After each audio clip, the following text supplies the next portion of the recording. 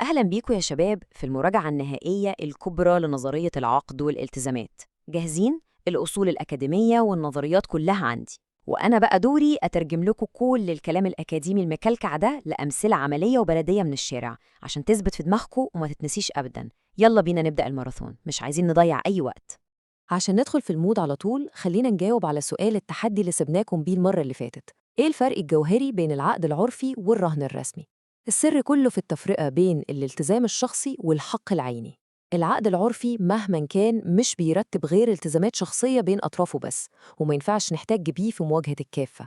يعني بالبلدي كده ورقة البيع اللي بتتكتب بين اتنين على القهوة وحتى لو اتختمت صح التوقيع دي آخرها تلزم اللي مضى عليها بس. لكن الرهن الرسمي لا، ده قصة تانية خالص. ده لازم يتم في الشهر العقاري إجراءات رسمية قدام موظف عام. لو اشترينا شقة وكتبنا عقد عرفي ده ما بيديش للبنك حق عيني عليها، لكن الرهن الرسمي بيدي البنك القوة إنه يحجز على الشقة لو الأقساط ما تسددتش.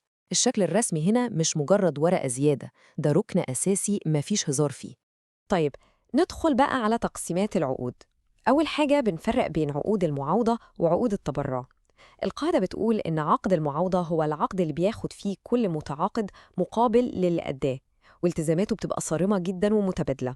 وعشان نفهم الكلام الكبير ده، تخيلوا معايا واحد رايح يشتري تليفون جديد من المحل، دفع فلوس وخد التليفون في إيده. ده معاوضة بحتة، هات وخد. لكن لو نفس الشخص ده قرر يهدي التليفون لاخوه الصغير في عيد ميلاده من غير ما ياخد منه ولا مليم، ده بقى اسمه عقد تبرع. وفي القانون مسؤولية المتبرع دايما بتكون أخف بكتير من مسؤولية البائع في عقد المعاوضة، وده منطقي جدا لأنه ما بياخدش أي مقابل. التقسيمة التانية والمهمة جدا هي الفرق بين العقود الاحتمالية والعقود المحددة. الفيصل هنا هو وقت التحديد. العقد المحدد من اسمه كل طرف بيبقى عارف مقدار التزاماته بالملي لحظة كتابة العقد. زي ما تروح تشتري عربية، انت عارف سعرها ومواصفاتها وكل حاجة واضحة على النور. أما العقد الاحتمالي أو زي ما بنسميه عقد الغرر، ده بقى مبني على صدفة أو حدث في المستقبل ممكن يحصل وممكن لأ. يعني المكسب والخسارة مش معروفين وقت التعاقد. أشهر مثال لده عقود التأمين على الحياة، أو إن حد يبيع بيته مقابل مرتب شهري مدى الحياة. محدش فينا عارف الشخص ده هيعيش كام سنة، صح؟ فالالتزام هنا مرتبط بصدفة بحتة ومفيش حسبة ثابتة من الأول. نيجي بقى لتكوين العقد نفسه من حيث الشكل. عندنا 3 أنواع: العقود الرضائية، ودي بيكفي فيها مجرد تلاقي الإيجاب والقبول، مجرد ما تراضينا العقد تم. العقود الشكلية، دي بقى القانون بيشترط فيها شكل معين عشان تنعقد أصلاً. والعقود العينية، دي مش بتكتمل غير لما تسلم الشيء محل التعاقد في إيد الطرف التاني. نترجم ده للشارع: لو اتفقنا نأجر شقة بمجرد الكلام، إحنا كده عملنا عقد رضائي، الكلمة طلعت فالعقد تم. لكن لو بنعمل رهن زي ما قلنا لازم نروح الشهر العقاري، وده العقد الشكلي.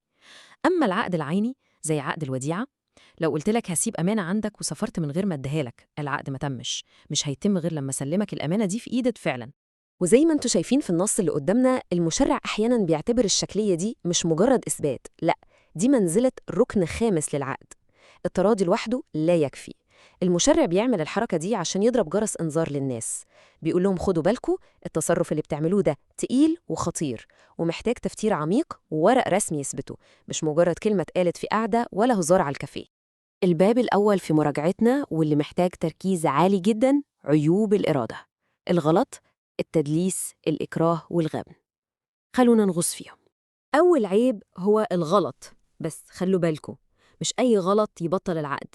لازم يكون غلط جوهري، يعني يبلغ حد من الجسامة يخلي المتعاقد يرفض تماماً يبرم العقد لو ما كانش وقع في الغلط ده. أبسط مثال للموضوع ده: لو حد راح يشتري تحفة فنية على أساس إنها أثرية ومصنوعة من الذهب الخالص ودفع فيها مبلغ وقدره، وبعدين فحصها اكتشف إنها مضروبة ومجرد نحاس مدهون. هنا الغلط وقع في صفة جوهرية للشيء، ومن حقه 1,000,000% يطالب بإبطال العقد، لأن نيته من البداية كانت متجهة للشيء مختلف تماماً عن اللي استلمه. هنا بقى محتاجين نقف وقفة طويلة شوية ونعمل غوص عميق في حتة دقيقة جدا: الغلط في القانون. القاعدة العامة الأصولية اللي كلنا عارفينها بتقول إيه؟ لا يعذر أحد بجهله بالقانون. كلام جميل، بس في مجال العقود وعيوب الإرادة المشرع عمل استثناء عبقري. لو شخص وقع في غلط جوهري بيتعلق بفهم قاعدة قانونية، وكان الغلط ده هو الدافع الأساسي والوحيد اللي خلاه يتعاقد، فده بيعيب إرادته وبيديله الحق يبطل العقد. عشان نفهم القاعدة دي صح وما تتنسيش لازم نعيش قصة إنسانية شوية. تخيلوا معايا زوجة توفى جوزها وهي متأكدة ومقتنعة 100% إن ملهاش ولاد منه، فحسب علمها البسيط بقواعد الميراث في القانون حقها الشرعي والقانوني هو الربع. عاشت على الأساس ده وبدأت تتصرف وباعت نصيبها في التركة لباقي الورثة على اعتبار إنها بتملكوا الربع ده بس. وفجأة تكتشف الطامة الكبرى، تكتشف إن جوزها كان متجوز عليها في السر ومخلف ولد. بمجرد ظهور الولد ده مركزها القانوني اتشقلب تماماً وحقها نزل من الربع للثمن. هي هنا لما باعت نصيبها في الأول كانت فاهمة القانون وتطبيقه على حالتها غلط. المشرع العظيم هنا مش بيسيبها، بيديها الحق ترفع دعوة وتبطل عقد البيع اللي عملته. ليه؟ لأن الغلط في القانون هنا كان هو الدافع الرئيسي اللي خلاها تتصرف في مالها، وما كانتش هتمضي أبداً لو كانت عارفة الحقيقة وحسبتها صح. بس خد بالك من شرط خطير جداً عشان العقد يبطل. لازم الطرف التاني اللي هم الورثة اللي اشتروا يكونوا عارفين بالغلط ده أو كان سهل عليهم يكتشفوه. لو توفرت الشروط دي القانون بيحميها ويرجع لها حقها فوراً.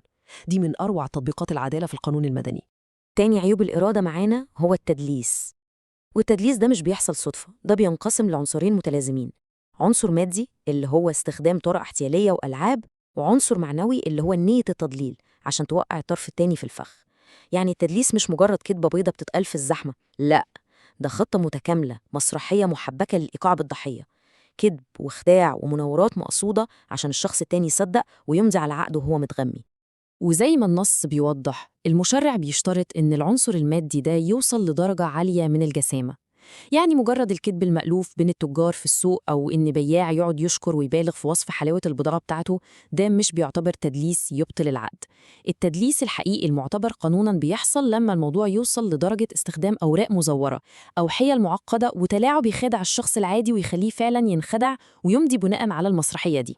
وصلنا بقى لأدق وأمتع مسائل التدليس على الإطلاق، الكتمان، أو زي ما بنسميه السكوت الملابس. محتاجين نركز هنا جدا. الأصل في القانون إن السكوت المجرد لا يعتبر تعبير عن الإرادة ولا يشكل تدليس. طب هل أي سكوت يعتبر براءة؟ قطعاً لا. لو اقترن السكوت ده بظروف وملابسات تخليه كتمان لواقعة جوهرية المتعاقد الآخر ما يعرفهاش ومستحيل عليه يعرفها بنفسه، هنا السكوت بيتحول بقدرة قادر لسكوت تدليسي يوجب إبطال العقد فوراً. دي بقى من أكتر الكوارث اللي بنشوفها في الشارع المصري. تخيلوا معايا سيناريو بيحصل كل يوم. واحد رايح يبيع عربيته، العربية دي للأسف عملت حادثة بشعة واتقصت وتغير لها نصين بالكامل وبعدين اتصلحت واتلصمت واتدهنت وبقت بتلمع. المشتري المسكين جاي يتفرج فبيسأل البائع بسلامة نية: العربية فابريكا يا فندم وما فيهاش حوادث؟ البائع بكل برود قال له: اتفضل المفتاح يا باشا، روح للميكانيكي بتاعك واتفرج براحتك. وسكت تماما، ما جابش سيرة الحادثة ولا القص واللزق ده خالص. البائع هنا عارف ومتأكد إن المعلومة دي جوهرية جدا وإن إخفائها هو السبب الوحيد اللي هيخلي المشتري يدفع الثمن الغالي ده، ومستحيل كان هيشتريها لو عارف إنها نصين. السكوت هنا يا جماعة مش براءة خالص، ده سكوت ملابس بنية التضليل المتعمد. القانون بيعتبر الكتمان ده تدليس كامل الأركان، زيه زي اللي بيزور ورق رسمي بالظبط، وبيدي المشتري الحق إنه يرفع قضية ويبطل العقد فوراً ويسترد كل قرش دفعه، لأن إرادته كانت معيبة بنقص معلومة البائع اتعمد بخبث إنه يخفيها. ننتقل دلوقتي للإكراه والغبن الاستغلالي. الإكراه ببساطة هو ضغط بيولد رهبة في نفس المتعاقد تخليه يبرم العقد، سواء التهديد ده كان مادي أو معنوي. أما الاستغلال ده بيتحقق لما طرف يستغل طيش بين أو هوى جامح في الطرف التاني عشان ياخد منه التزامات مش بتتعادل أبداً مع اللي بيدفعه. وعشان نحس ببشاعة الاستغلال ده، تخيلوا معايا أب بيمر بضائقة مالية طاحنة ومحتاج فلوس كاش فوراً لعملية جراحية عاجلة لابنه اللي بيموت، فيقوم طرف تاني معدوم الضمير يستغل الظرف الإنساني القاهر ده ويقول له: هشتري منك بيتك بربع ثمنه الحقيقي. الأب بيمضي وهو عارف ومدرك إنه بيتسرق، بس مفيش قدامه أي حل تاني ينقذ بيه ابنه. ده استغلال واضح وصريح لضعف الإرادة والهوى الجامح. والقانون هنا ما بيقفش يتفرج، بيتدخل فوراً عشان يرفع الظلم البين ده ويرجع التوازن للعقد أو يبطله. الباب التاني معانا في المراجعة أركان العقد الأساسية: المحل والسبب، من غيرهم مفيش عقد أصلا. الركن الأول هو المحل، وأهم شرط فيه إنه يكون ممكن. وهنا لازم نغوص في فكرة الاستحالة المطلقة. لو المحل مستحيل استحالة مطلقة، العقد بيقع باطل بطلان مطلق من لحظة إبرامه، كأنه متولدش ميت أصلا. والاستحالة المطلقة دي معناها إن التنفيذ مستحيل على الكافة، على كل الناس مش بس على المدين نفسه، وممكن تكون استحالة طبيعية أو قانونية. الاستحالة المطلقة دي بتنسف العقد من جذوره، بتخليه حبر على ورق ومحصلش أصلا. خلونا نفرق بالأمثلة بين الاستحالة الطبيعية والقانونية عشان توضح. الاستحالة الطبيعية زي اتنين قعدوا واتفقوا مضوا عقد بيع شاليه في الساحل، واستلموا الفلوس وكل حاجة تمام التمام، بس هما الاتنين ما يعرفوش إن الشاليه ده اتحرق بالكامل واتسوى بالأرض قبل ما يمضوا العقد بيومين. ركزوا، الحريق حصل قبل العقد مش بعده. هنا المحل اللي هو الشاليه ما بقاش موجود على وش الأرض أصلاً، دي استحالة طبيعية مطلقة بتخلي العقد عدم. النوع التاني بقى هو الاستحالة القانونية، ودي بتحصل لما حد مثلا يروح يبيع حتة أرض وتطلع الأرض دي أصلا ملكية عامة للدولة ومخصصة لمنافع عامة وما ينفعش ولا يجوز أبدا التعامل عليها أو بيعها بأمر القانون.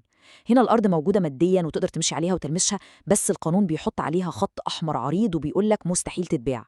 في الحالتين دول سواء الشاليه اللي اتحرق أو أرض الدولة، العقد كأنه لم يكن، والفلوس لازم ترجع لأصحابها فوراً، لأن من المستحيل إن العقد يتنفذ على أرض الواقع بأي شكل من الأشكال. الركن الثاني هو السبب. عندنا نظرية تقليدية ونظرية حديثة، والفرق بينهم جوهري. النظرية التقليدية كانت بتكتفي بالسبب المباشر والمجرد للالتزام، لكن النظرية الحديثة بتدور على الباعث الدافع، يعني الغاية النفسية اللي خلتك تمضي العقد أساساً، ولازم الباعث ده يكون مشروع. بالظبط كده، زمان كانوا بيبصوا للسبب المباشر، يعني سبب دفع الفلوس هو استلام المبيع وخلاص. بس النظرية الحديثة ركزت على النية الداخلية المستخبية.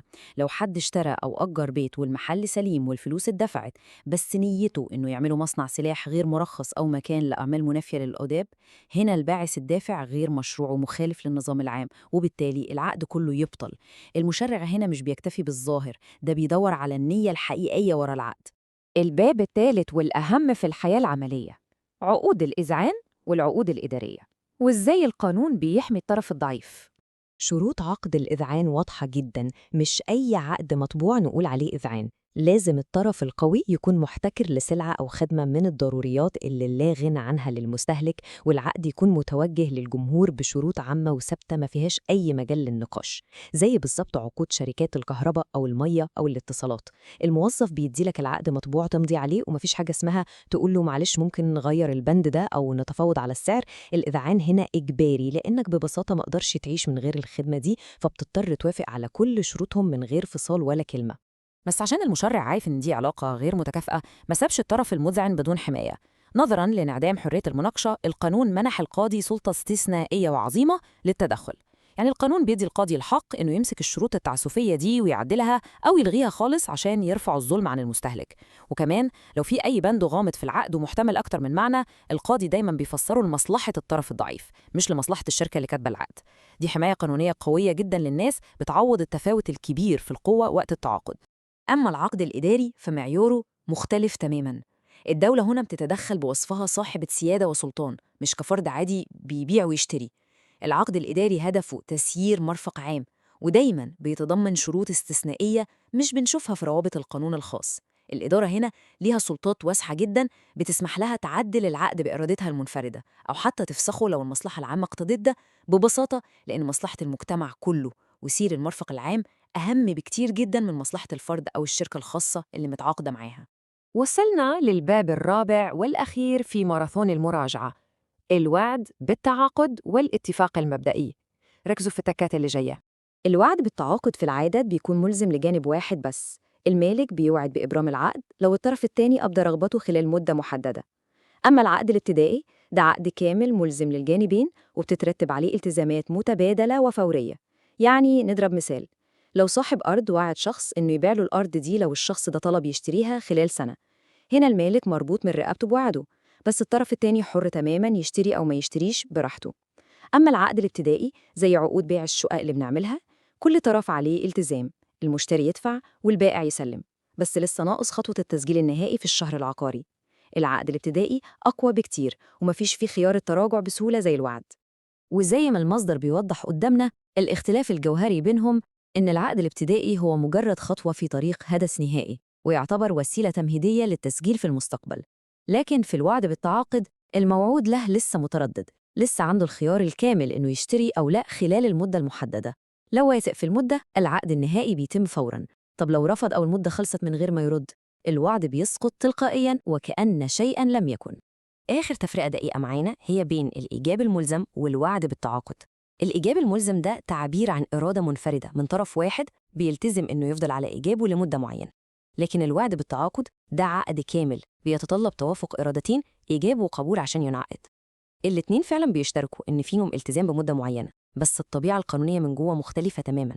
الإيجاب الملزم واحد بيعرض حاجة من نفسه وبيلتزم بيها لوحده، لكن الوعد ده عقد حقيقي تم بالتراضي المبدئي بين الطرفين، بس لسه العقد النهائي اللي هينقل الملكية ما اتعملش. وبكده نكون غطينا أهم وأعقد تفاصيل نظرية العقد والالتزامات في المراجعة الشاملة دي، وكسرنا كل القواعد المكلكعة. التحدي النهائي ليكوا دلوقتي واللي هيثبت مين اللي كان مركز معانا. فكروا إزاي ممكن عيب الغلط يتداخل ويتشابك مع فكرة الاستحالة المطلقة للمحل في عقد واحد. سؤال محتاج تشغيل دماغ، مستنين إجاباتكم وتحليلاتكم القوية جدا. ولو المراجعة دي نورت معاكم مفاهيم كتير وكسرت عقدة القانون، ما تنسوش فوراً تشتركوا في قناة فهمناكو وتنضموا لجروبات الواتساب والتليجرام بتاعتنا عشان تتابعوا كل جديد والمراجعات الجاية كلها اللي مش هتلاقوها في أي حتة تانية. بالتوفيق للجميع في الامتحانات، ونتقابل المرة الجاية.